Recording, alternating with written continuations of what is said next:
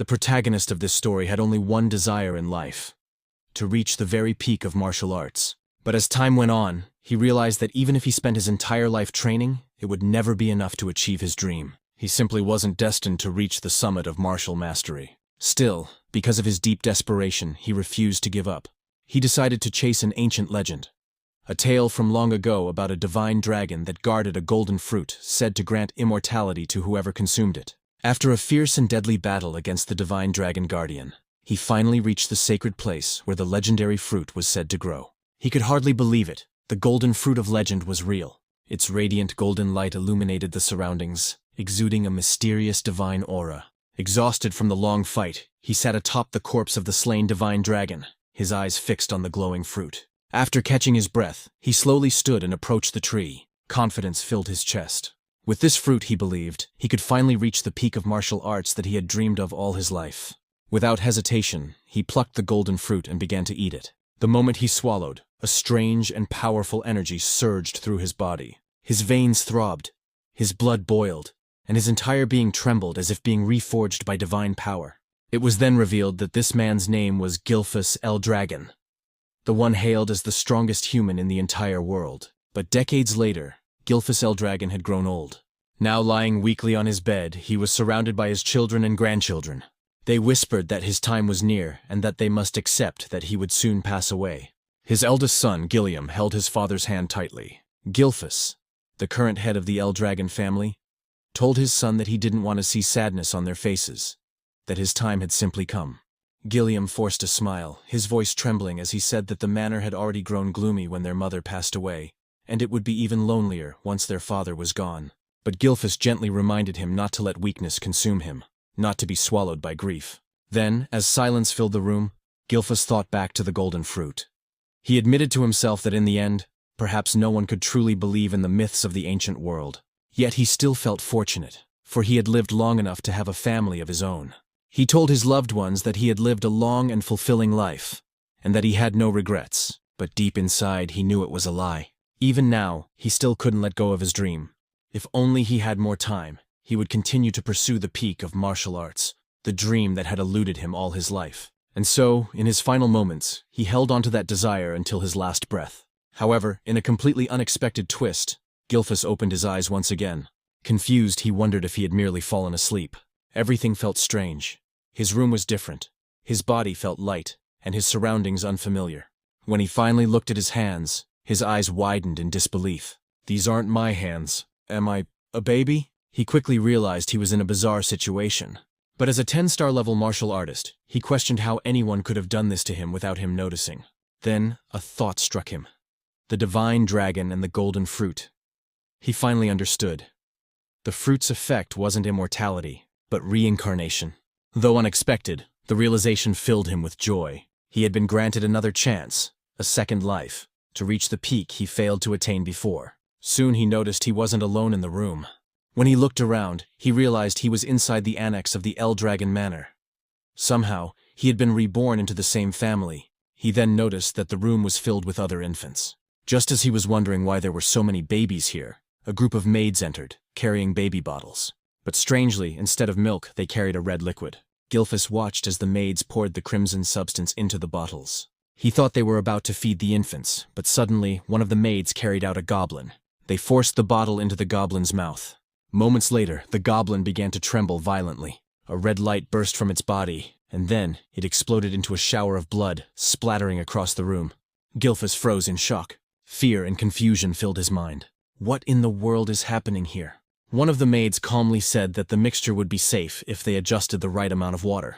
As they began feeding the red liquid to the other infants, another maid picked up Gilfus himself. He looked at the bottle and immediately realized it wasn't milk. The energy coming from it was terrifyingly strong. He could sense that the liquid was dragon blood, and that it was far too dangerous for a newborn's fragile body. But before he could react, the maid pushed the bottle into his mouth. Instinctively, like any infant, he began to drink. Instantly, immense power surged through his veins. His small body trembled from the pain, but Gilfus recognized it. The blood of ancient dragons was coursing through him.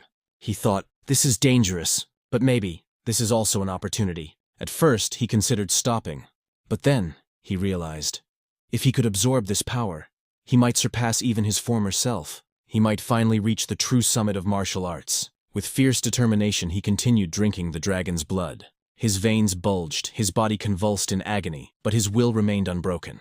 "Don't underestimate me," he thought. "I am Gilfus Eldragon." He repeated the words in his mind like a mantra, enduring the pain until miraculously, he overcame it. The maid stared in disbelief as he continued to drink, surviving what should have been a death sentence. Within his tiny body, two colossal dragon energies clashed violently, battling for dominance. When one finally overpowered the other, Gilfus could hardly believe how easily he had absorbed the power. When the two dragon forces finally merged within him, he realized this was the perfect opportunity. After finishing the last drop, he couldn't believe he had survived the overwhelming pain. His body hadn't exploded. Instead, it had adapted. He noticed a few other infants had also survived, which made him smirk inwardly. So, he thought, never underestimate the survival instincts of a newborn. But as expected from a baby's body, exhaustion soon overcame him. His eyelids grew heavy, and despite his triumph, Gilfus Eldragon, the strongest human reborn, slowly drifted into sleep. After 7 years, he was now undergoing intense physical training. While doing one-handed push-ups, a massive boulder was balanced on his feet. When he finally reached his 1000th count, he kicked the boulder upward, and as it came crashing down onto his back, Gilfus couldn't believe the strength his body now possessed. Gilfus Eldragon, the former family head of the Eldragon clan, now lived under a new name, Zeke Eldragon. Zeke thought about how he had achieved such physical power at a young age, realizing it was all thanks to the ancient dragon blood flowing in his veins. It was said that every being in this world possessed something called a source of power, but the ancient dragon blood that had been given to them as infants contained a tremendous amount of that power. Those who survived drinking it developed bodies far stronger than ordinary humans. With the divine dragon source of power within him, Zeke knew he had already surpassed the limits he reached at the same age in his past life. And since he was the only infant who had managed to drink an entire bottle of ancient dragon blood, his body underwent a drastic transformation, one even he did not expect. Yet despite his progress, what frustrated him most was that he remained a mere 1 star. He had trained relentlessly, expecting to reach at least 4 stars by now. The star was the measure of one's source power. In this world, the human body was said to resemble a universe. The more stars one had floating within that inner universe, the stronger they became. However, as the number of stars increased, so too did the difficulty of reaching the next level. In his past life as Gilfus Eldragon, Zeke had achieved the unimaginable, 10 stars. He was the only person in the world to ever reach such a level. "Time really flies," Zeke muttered. He was now 7 years old. We learned that he was an illegitimate child of the current Eldragon family head. His mother had died when he was still an infant, and to this day he had never even seen his father's face, something he considered deeply irresponsible. What shocked him most was the realization that 1,000 years had already passed since his reincarnation. He thought that reincarnation itself was already unbelievable. But after 1,000 years, the world had changed. It had become a true survival of the fittest era. The greatest proof of this was the practice of feeding infants the blood of ancient dragons, followed by a ritual known as the Dragon Trial. Only those who survived both the drinking of dragon blood and the Dragon Trial were deemed worthy to receive education and training as Eldragon warriors. Naturally, Zeke should have been one of them. Yet, whenever he asked the servant assigned to take care of him why no instructor had ever been sent to train him, the servant would only say that he wasn't allowed to answer such questions. Even after turning 7, Zeke had never received a single lesson. "Isn't that strange?" Zeke wondered aloud. Every child who survived the Dragon Trial was supposed to begin combat training. Everyone except him. Day after day, he lived alone with only a servant by his side. When he confronted the servant about it, the man merely asked what was wrong with that arrangement. Zeke sighed and said that for now, conditioning his body was more important than combat training anyway. After all, he could teach himself if he wanted to. He had once been a 10-star warrior in his past life. Zeke then requested information about the other surviving infants or anything about the main family that could help him. But once again, the servant refused, saying he wasn't permitted to disclose such information. Frustration clouded Zeke's face. "Will you always refuse to answer me?" he asked sharply. The servant bowed his head and repeated that he couldn't speak of such matters. "Isn't it cruel?" Zeke asked bitterly. "Treating me like this?" But the servant explained that he was only following orders, his duty being to attend to Zeke's daily needs. Nothing more. The servant, a 3-star level practitioner, could have easily taught Zeke basic combat techniques. Yet Zeke had no interest in such trivial lessons. After 7 years of living with this man, he had grown used to the same lifeless responses. Finally, Zeke decided to leave and head into the forest. The servant said nothing, merely watching as Zeke walked away. So, he's really going to let me go? Zeke thought, a hint of irritation in his tone. Deep in the forest, Zeke uprooted wild poisonous herbs and ate them without hesitation. As before, the taste was vile, but this was part of his training method. Then suddenly he noticed something. He took a deep breath, forcing himself to stay calm as he repeated to himself, "Be patient, be patient." He could feel someone, or something, watching him from afar, observing his every move. No matter how hard he tried, he couldn't shake the presence. After a few moments, Zeke sighed. "They followed me all the way here, huh?" When he could no longer stand it, he called out, "You might as well come out if you've got something to say." Then he moved into the tall grass, hiding himself. Moments later, while crouched in the grass, Zeke sensed a dark, oppressive aura nearby. When he looked toward the source, he saw a creature known as an anger boar. What is that aura? He wondered. The black mist surrounding the beast was something he had never seen before, not even 1,000 years ago. As the anger boar grazed on the grass, Zeke suddenly stood and revealed himself, startling the beast. It charged at him immediately, and rather than fear, a smile formed on Zeke's face. He was genuinely thrilled to fight it. The boar lunged forward, but Zeke swiftly dodged, gathering golden energy into his fist. With a powerful strike, he unleashed an explosion that tore through the anger boar's body. He couldn't help but grin at the sight. His attack had been far stronger than he expected. Even as a 1-star, his power surpassed that of most practitioners at the same level. Hoisting the slain creature over his shoulder, Zeke muttered, "It'll be even better once I raise my star level." He was tired of 7 years of being ignored and isolated by the Eldragon family. He wondered if it was time to leave and travel on his own, maybe even venture toward the ocean. Meanwhile, in the distance, a cloaked man watched from the shadows. "What's going on with that boy?" he muttered. Even without formal training, he's reached 1-star level, and he killed that anger boar with a single strike. What puzzled the man even more was how Zeke managed to sense his presence. "That child isn't ordinary," he said quietly. He recalled that Zeke's mother had died young, and his father, the current family head, had shown no interest in him. Without proper guidance, the boy shouldn't have grown this strong. Still, as the son, illegitimate or not, of the Eldragon head, Zeke was bound to remain under the clan's watch. That was why someone like him had been assigned to monitor the boy from the shadows. An illegitimate son, yet the blood of the family head runs through his veins, the man whispered. Could that be why he's so strong? Uncertain, he chuckled softly. That kid will be interesting to watch in the future. Then he disappeared into the darkness. Back at Zeke's home, the boy was packing his belongings, ready to set off on his journey. But suddenly, he sensed several powerful presences outside. 3 4-star practitioners and 1 5-star. What are they doing here? He thought, stepping quietly to the door to listen.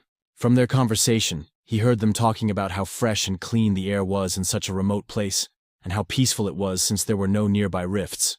Hearing this, Zeke concluded that they weren't assassins. They didn't sound like bad people at all. Deciding to confront them directly, he opened his door and asked, "What business do you have here?" The group froze in surprise. Then Zeke noticed the emblem embroidered on their clothing, the mark of the Eldragon clan.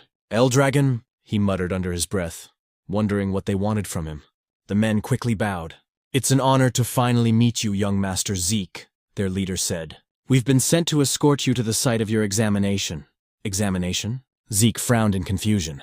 Annoyance flickered across his face. "They expect me to take an exam," he muttered, "even though they haven't taught me a damn thing yet."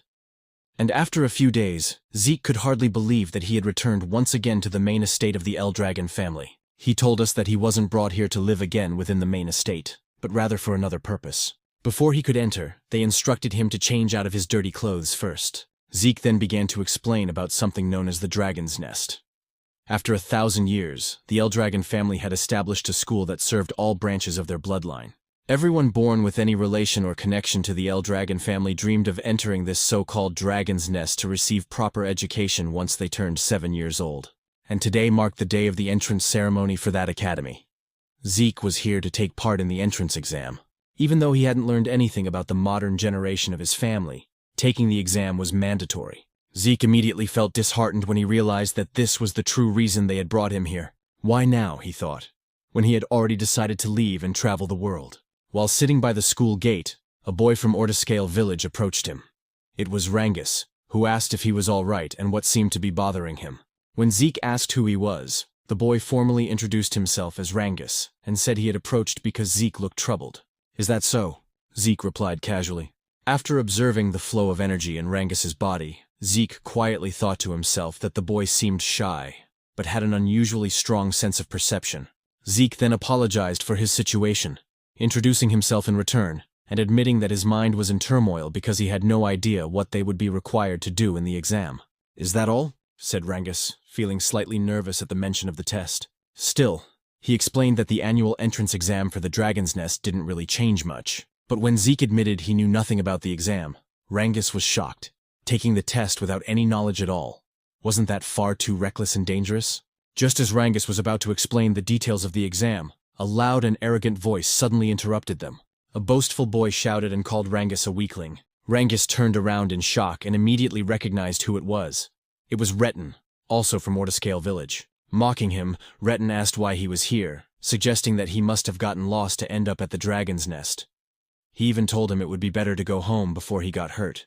"I'm here to take the entrance exam," Rangus replied, though his voice trembled as Retin drew closer, asking if he was seriously going to take the test. Retin clutched his stomach and burst out laughing, saying it was impossible for him to pass. He even insulted Rangus's father, saying, "Your father's a pseudo-dragon, right? What could the son of a pseudo-dragon possibly accomplish?" Rangus's fists trembled as he held back his anger. But Zeke noticed everything. Then it was explained to us that the Eldragon family followed an absolute hierarchy. The ranks were as follows: novice whelp dragons, regular soldier child dragons, captain-level adult dragons, executive elder dragons, also known as elders, and at the very bottom were the pseudo-dragons. Those who had failed to enter or graduate from the Dragon's Nest, considered immature and incomplete dragons. Yet Rangus had long dreamed of proving that even if they were called pseudo-dragons, they were still dragons nonetheless.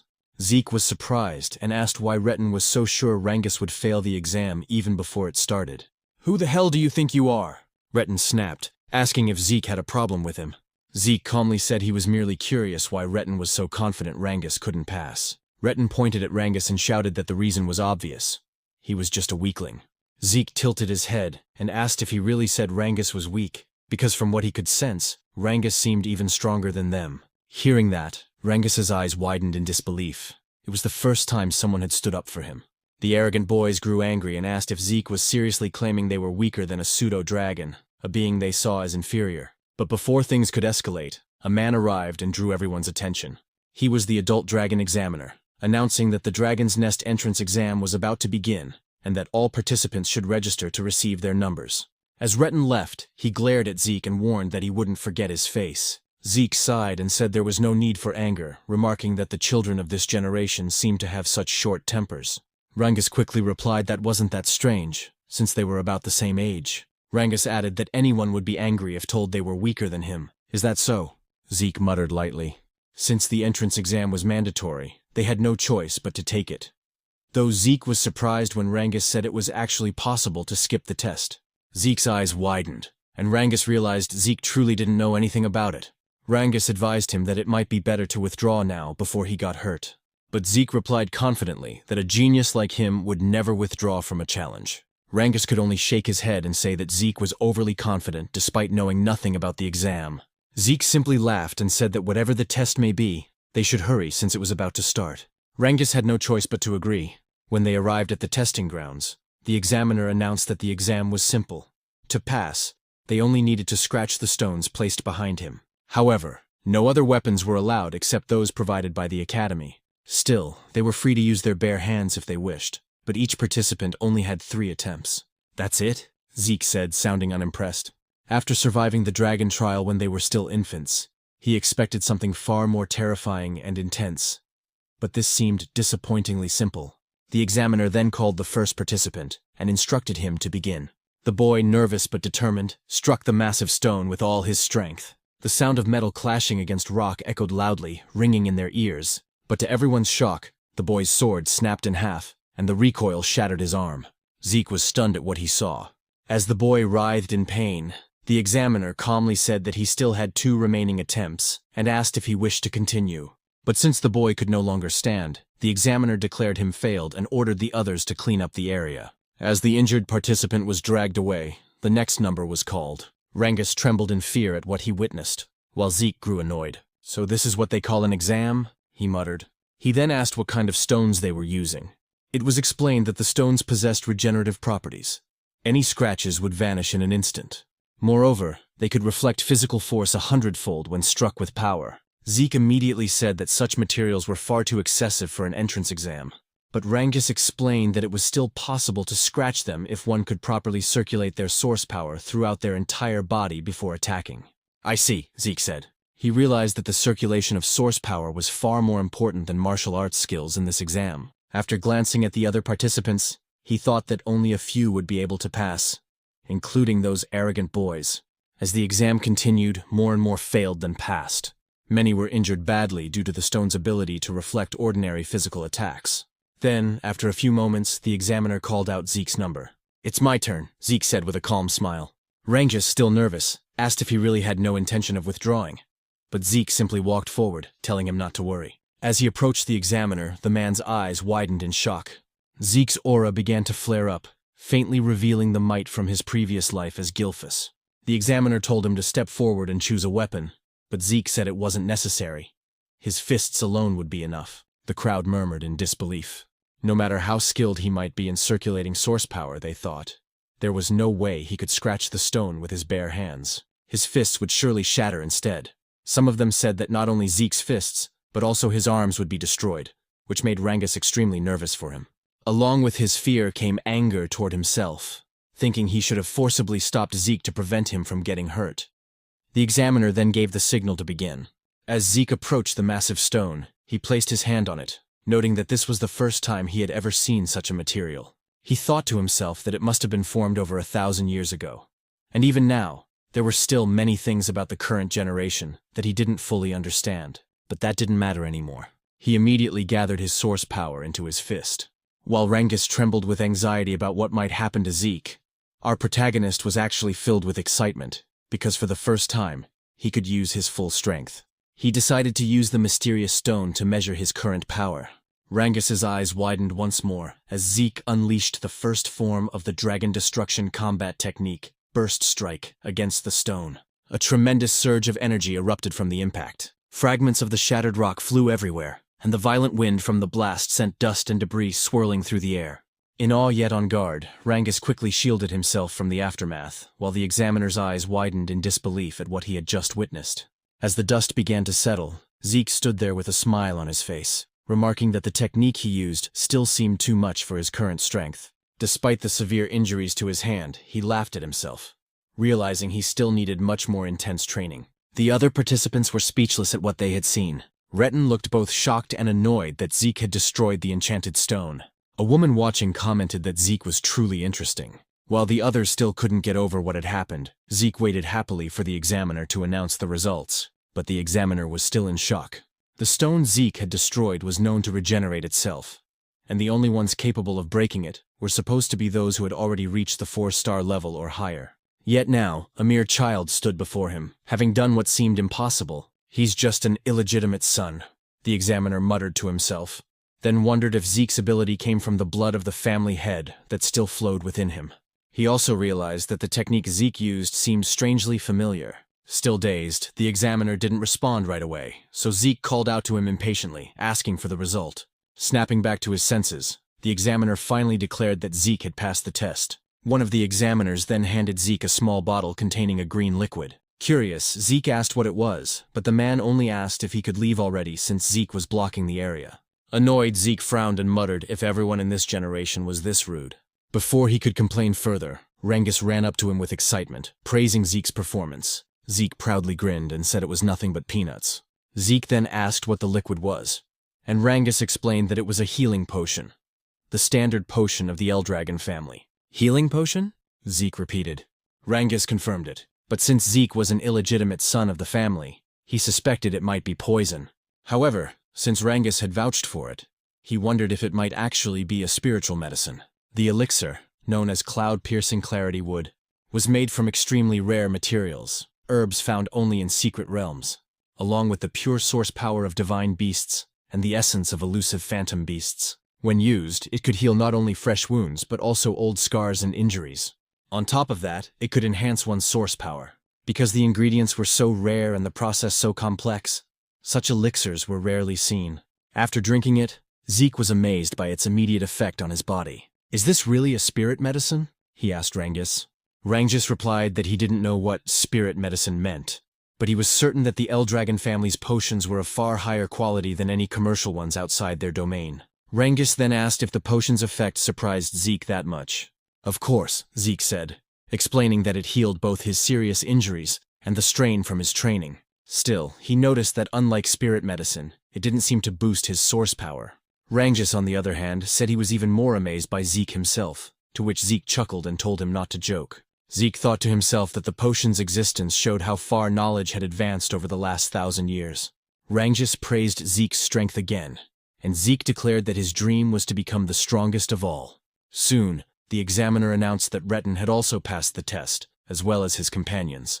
Zeke expected as much, but then Rangus trembled nervously when his number was called. Despite his fear, he gathered his courage and walked to the front. Watching his stiff movements, Zeke wondered why Rangus was so nervous, then shouted to encourage him, telling him to trust himself. Embarrassed, Rangus asked him to lower his voice. When Rangus chose a sword as his weapon, Zeke watched closely, wondering what he was doing.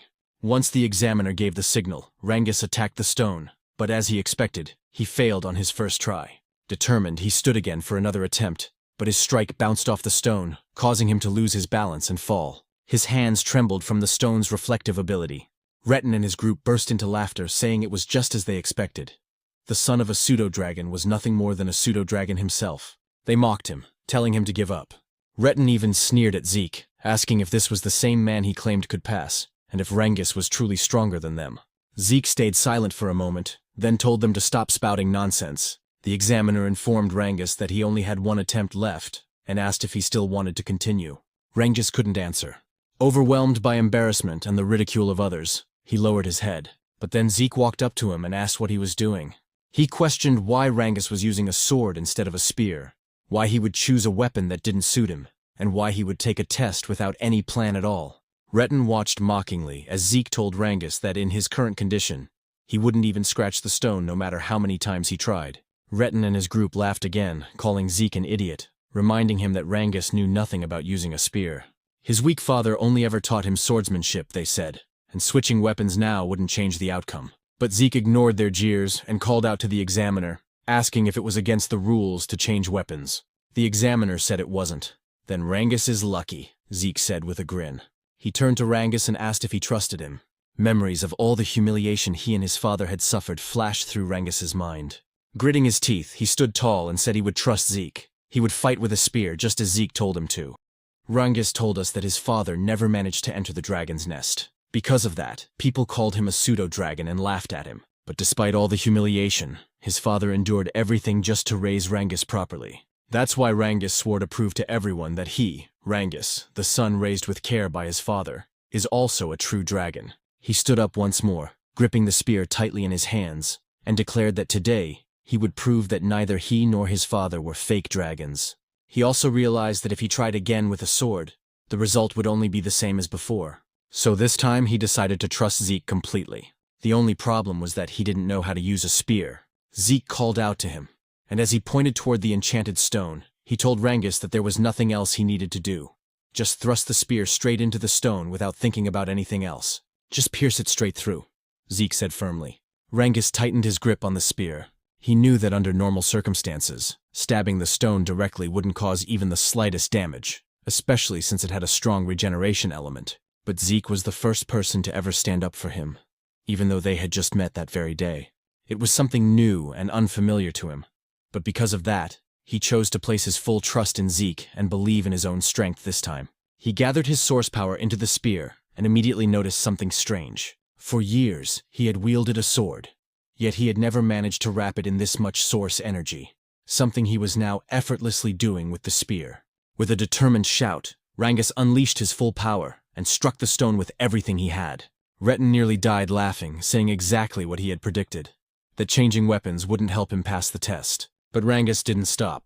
He felt something different, something powerful. The spear in his hands felt like an extension of his own body. Then, as he drove the weapon forward with all his strength, the spear pierced through the enchanted stone completely. The shock on Retin's face and those of his companions was priceless. Even the examiners couldn't hide their astonishment, delighted by what they had just witnessed. Rangus hadn't just scratched the stone. He had pierced straight through it. Zeke immediately praised him, while Rangus himself could hardly believe what he'd done. Even after the examiner officially declared that he had passed, Rangus still asked in disbelief if he had really succeeded. Zeke smiled, wrapped an arm around his shoulder, and confirmed it. Overwhelmed with joy, Rangus nearly cried as he hugged Zeke tightly, shouting over and over that he had done it, that he had passed the test. Retten's group, however, refused to believe it. They called it luck, but Retten himself stayed silent, shaking with rage. He couldn't accept that. Just as Zeke had said, Rangus was actually stronger than them, and that his result was far better. The examiner then announced that the test had officially ended. Afterward, he declared that the entrance ceremony would begin shortly. Zeke immediately asked if the test was truly over. Rangus replied that it seemed so, but added that there would probably be more tests once they entered the dragon's nest. Soon, a group of men emerged from a dark hallway. When they stepped into the light, the examiner announced that the head of the Eldragon family would now deliver a speech to congratulate those who passed. The moment Zeke saw the man, he asked who the person with the cold, dark expression was. Rangus, clearly nervous, replied that it was the family head himself. "That's the family head?" Zeke said. "Why does he look like that? He's not even smiling. He looks colder than ice."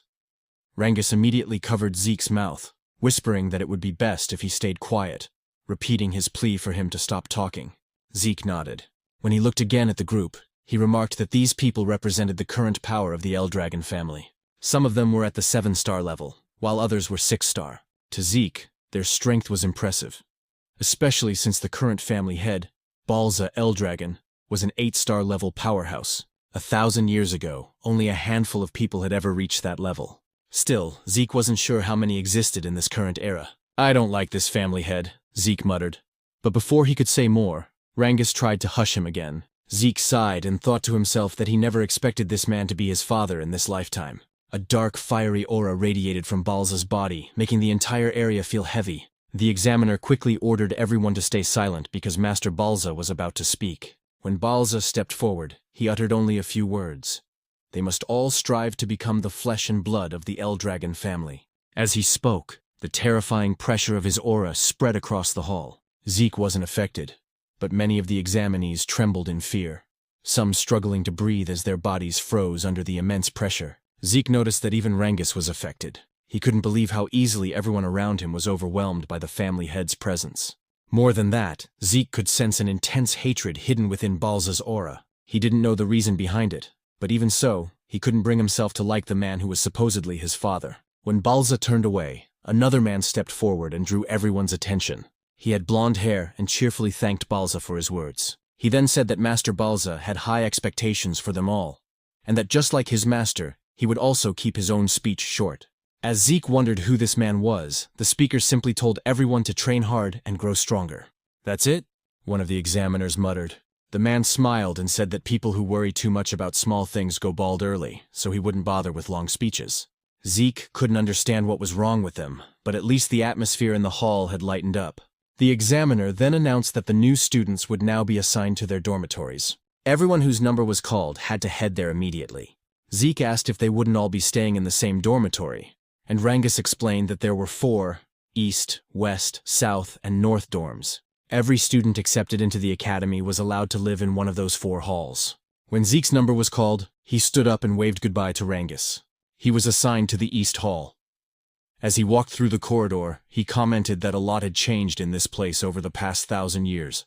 After finding his room, he said that he must have gotten lost since it took him a while to arrive, and his roommate had probably gotten there first. When he opened the door, he cheerfully greeted his new roommate and apologized for being late. He then said that from today on, they'd be sharing the same room. But to his surprise, his new roommate turned out to be none other than Rangus himself. Zeke couldn't help but laugh, saying it seemed like fate kept linking them together. He asked if there was anything else scheduled for the day, and Rangus confirmed that their training would start tomorrow. "Is that so?" Zeke said casually, prompting Rangus to ask if he hadn't listened to the examiner's earlier explanation. Zeke admitted that he hadn't, on purpose. Rangus sighed and said they should get some rest early, since training would begin the next day. As Zeke gazed out the window, he thought about his plan to escape from the Eldragon family and travel the world. But after what he'd learned about the enchanted stone with regenerative properties and the healing potion, He realized he had discovered many interesting things during the exam. If he truly wanted to understand all the changes that had taken place over the past 1,000 years, he thought, then maybe staying with the Eldragon family for a while wouldn't be such a bad idea after all. A month passed at the academy, and their training continued to grow harsher. Holding heavy dumbbells in both hands, the instructor explained that the dragon's breath he was teaching them was one of the most important techniques ever created by the 15th Eldragon family head. After reminding them that they had to master the technique under any condition, the instructor's attention was drawn to a few students. Some of them, he noticed, had already mastered dragon's breath, especially the young woman he called Master Lika. Her overflowing energy suggested that she was close to reaching the 2-star level.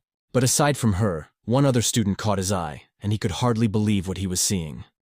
Zeke was training while not only holding the dumbbells but also balancing large stones on his head and arms. The instructor stared in disbelief and muttered to himself that the blood of the family head truly ran in Zeke's veins.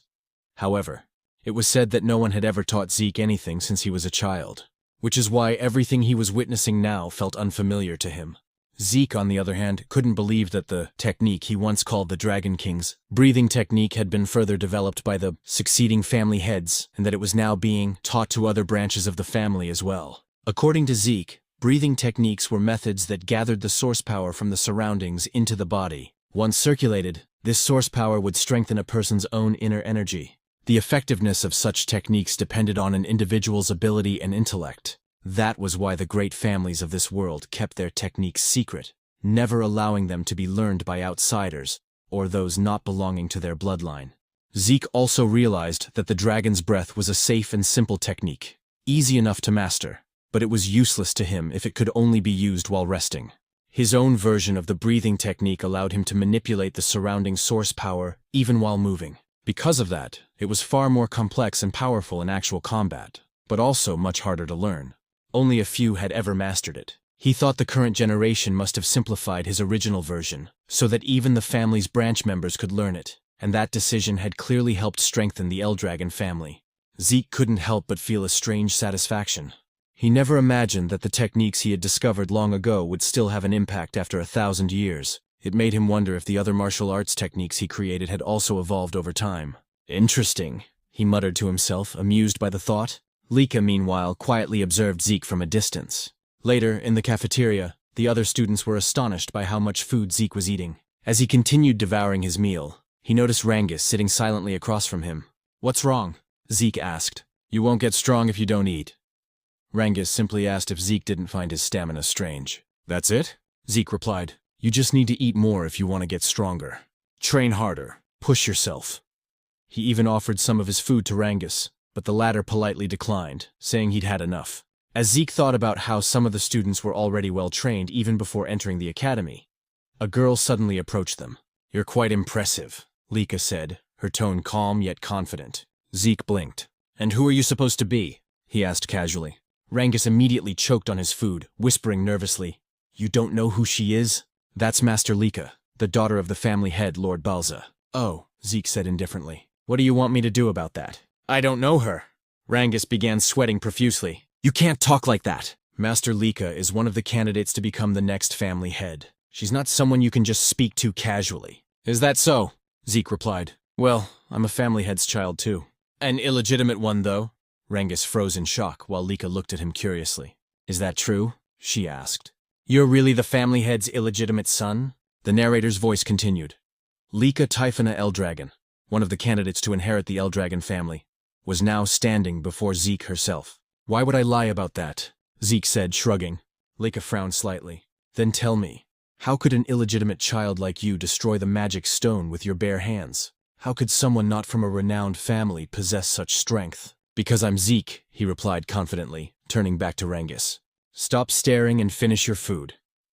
Both Lika and Rangus fell silent for a moment. Then, Lika suddenly smiled. "You really are an interesting person," she said before sitting down beside him. "How about serving under me? I'll make you one of my followers." Zeke raised an eyebrow. "What exactly do you mean by that?"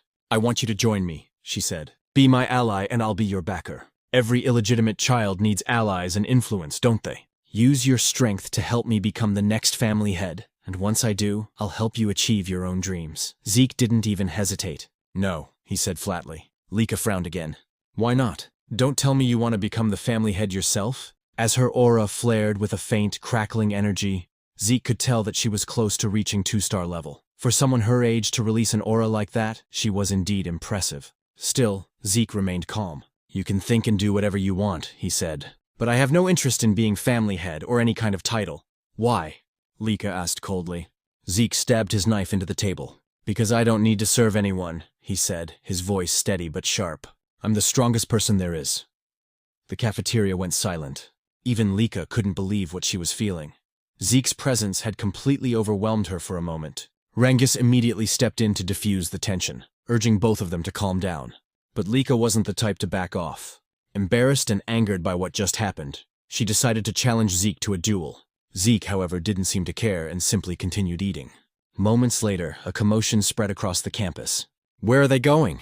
One student asked. To the training grounds, another replied. There's going to be a duel between the younger generation. Master Lika herself is fighting. What? Master Lika from the Typhona family? Someone exclaimed. Who's brave enough to challenge her? When they arrived at the training grounds, everyone whispered among themselves, wondering who would face her. Zeke, meanwhile, couldn't believe Lika was actually serious about the duel. Are you all right with this? Rangus asked nervously. You'll be fighting Master Lika. Even if you call her master, I don't know who she is, Zeke replied bluntly. Rangus sighed. You should at least show some respect, now that I know you're also the family head's son. Do what you want, Zeke said. Still, Rangus tried to explain. What's important now is that you understand who you're up against. Master Lika isn't just anyone. She's the daughter of Lord Balza Eldragon.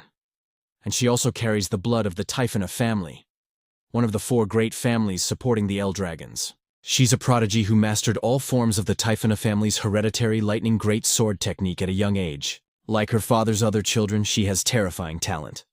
Zeke tilted his head. I didn't understand a word of that except that she's the family head's daughter.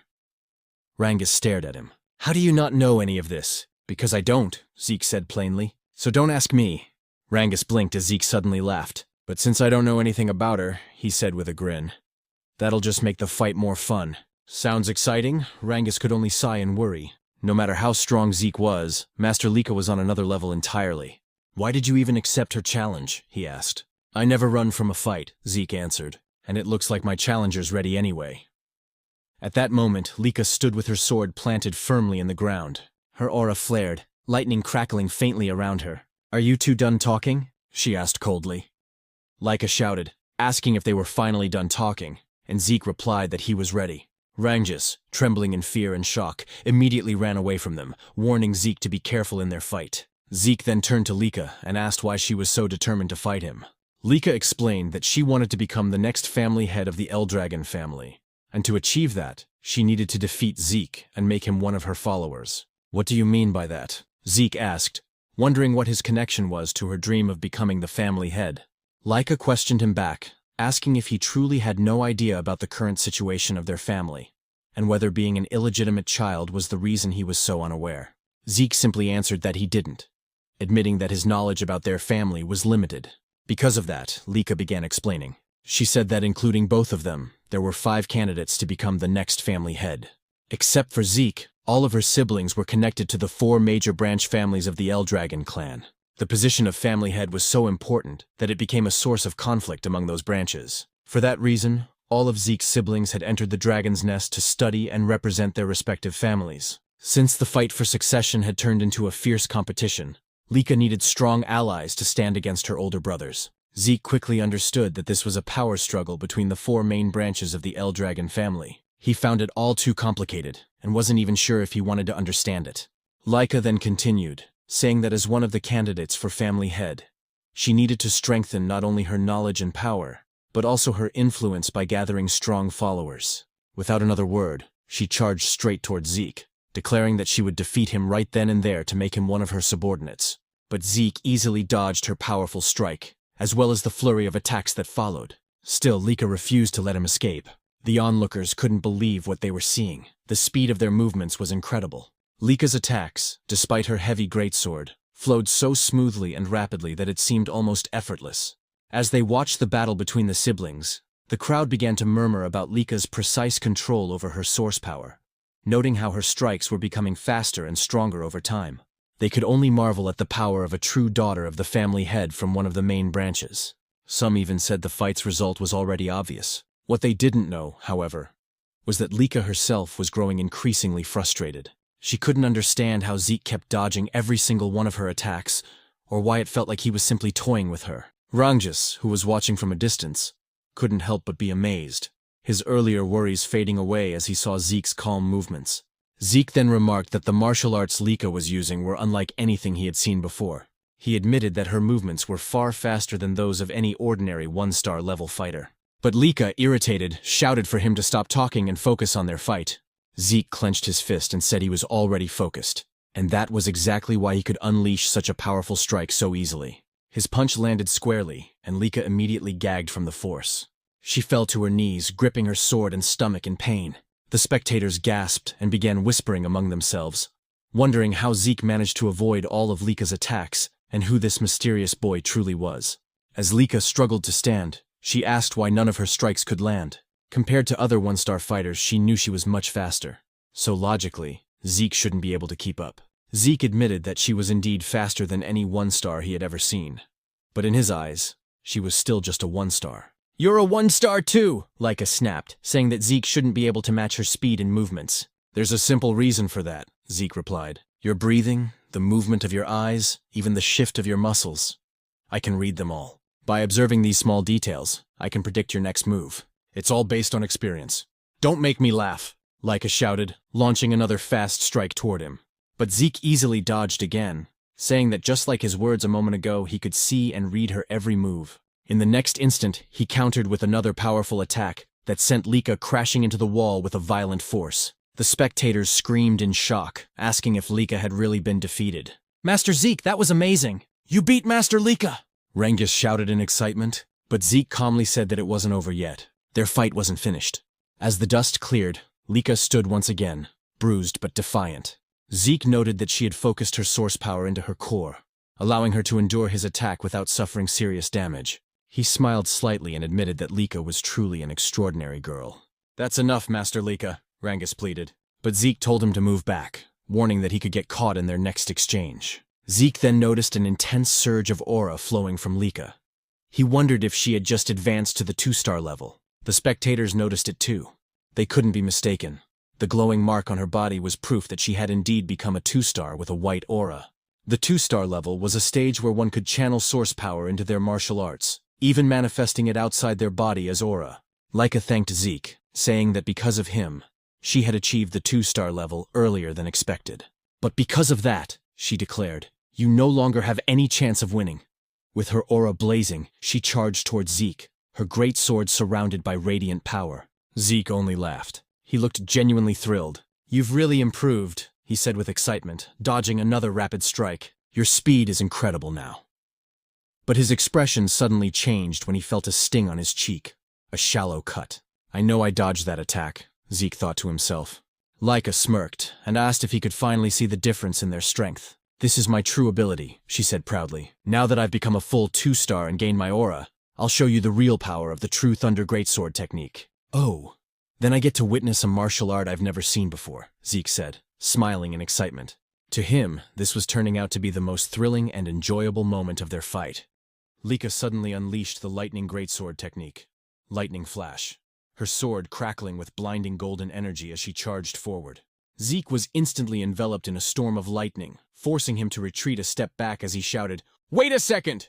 What kind of technique was that? How can you manipulate lightning like that? Isn't this too much for a sparring match? Lika smirked, driving her sword into the ground as golden light surged around her. "You seem surprised?"